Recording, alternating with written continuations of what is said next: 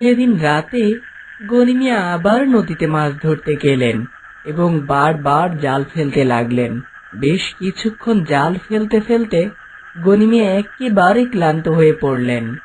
ঠিক এমন সময় পানির মধ্যে থেকে একটি ভূত বেরিয়ে আসলো। গনি মিয়ার হাত পা কাঁপতে লাগলো। তার কোনো কথা বলার মতো শক্তি আর যেন শরীরে অবশিষ্ট নেই। ইয়ে দিলে, তোমার কি জানের মায়া নেই? তুমি এই রাতে নদীতে এসেছো মাছ ধরতে? ভূত ভাই, ভূত ভাই, আমাকে ক্ষমা করে দাও। আমার ভুল হয়েছে।